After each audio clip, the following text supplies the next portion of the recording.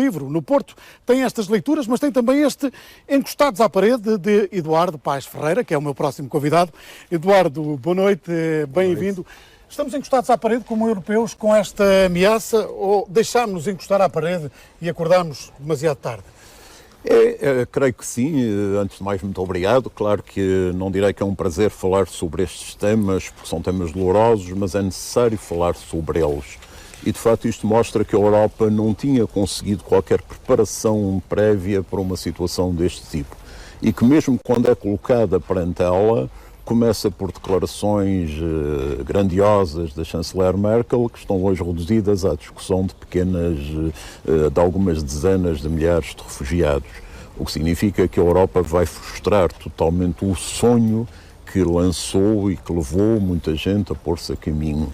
E vai lançar em nome de um projeto que se continua sem saber qual é, porque uma das características piores da União Europeia nos últimos tempos tem sido este excessivo adiamento das decisões. Começámos pela economia, agora estamos nas sociais. Começámos com a economia, agora as sociais. O único ponto em que houve um acordo rápido foi no ponto da repressão militar sobre os traficantes, e muito bem, mas enfim, é curioso que também aí seja fácil obter esse acordo, mas depois no aspecto humanitário não se consiga o mesmo acordo.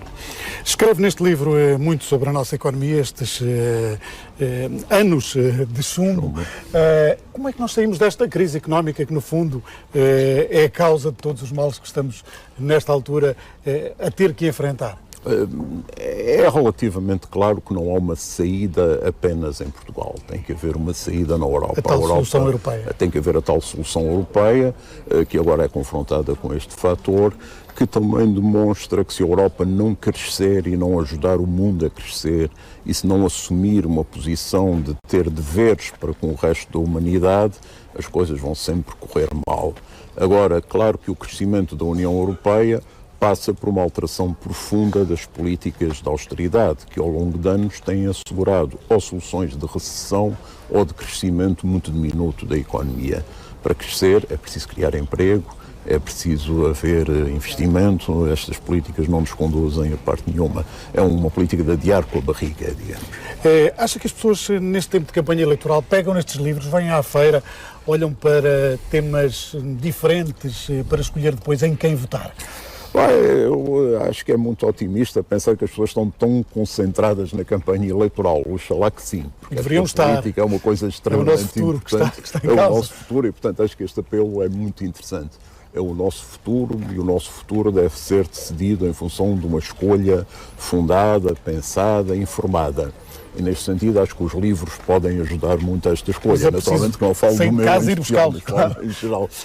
Mas acho que a vossa iniciativa ainda é mais um fator louvável, ou tentar convencer as pessoas que, mesmo que o tempo já não seja do verão esplendoroso, é possível vir aqui e encontrar livros que fazem as pessoas refletir e pensar. É preciso perceber este mundo, e muitas vezes nós somos bombardeados com notícias de 3 parágrafos, e é preciso depois fazer uma outra leitura mais atenta.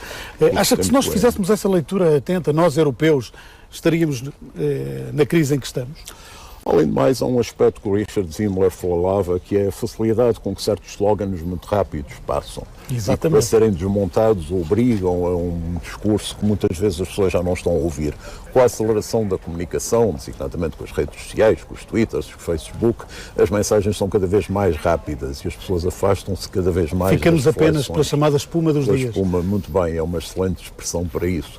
Agora, o nosso dever enquanto escritores, enquanto professores, enquanto apreciadores da atualidade é o de lutar contra isso. De uma forma que é não negar que esse mundo existe. Eu, por exemplo, trabalho com esse mundo, vou ao Facebook, acho que é preciso comunicar também por essas vias. Mas não podemos esquecer que a importância fundamental é a dos livros, é das ideias desenvolvidas com o espaço. Voltemos à Europa. Como é que nós saímos desta situação dos refugiados sem uma divisão ainda maior do que aquela que já estamos a adivinhar? Com os britânicos para um lado, com os franceses para o outro, com os países do Sul a não saber o que fazer? Acho que o risco disto ser a morte da Europa, no sentido da União Europeia, é muito grande.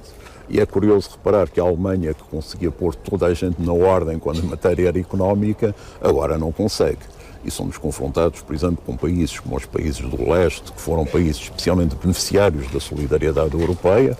O caso da Hungria é particularmente chocante, porque quando houve a terrível repressão soviética E a sobre a Hungria que teve Hungria. também uma história de refugiados. Refugiados, e toda a gente acolheu os refugiados E húngaros os polacos da também Hungria. poderão fechar agora a fronteira. Exato, mas a Hungria é especialmente grave porque quem passar ilegalmente pode ser criminalizado, preso Para onde é que 3 irão? a 5 anos. Para onde é que irão? Seguramente ninguém gostaria de estar no lugar que estas pobres pessoas vão estar. Mas a As pergunta também é descrições são porque é que nós não terríveis. resolvemos o problema na Grécia, na Itália e em Espanha. É por aqui a porta de entrada.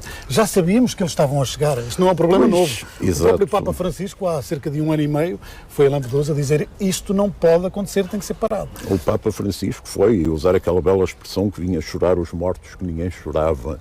E o Papa Francisco é de facto a única, como é que é dizer, a única imagem forte dos tempos que correm. É o grande líder, não só espiritual, mas cívico deste mundo, é o Papa Francisco. É o único que tem essa compreensão mundial daquilo que é preciso fazer, de criar uma economia que não seja uma economia de exclusão, uma economia que mata pessoas.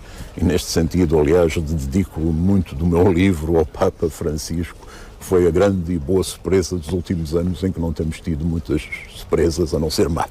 Eduardo, foi um prazer tê-lo aqui neste Prazer jornal também. especial que estamos Muito a fazer na Feira do Livro do Porto. Estamos em campanha eleitoral. Há muitas opções.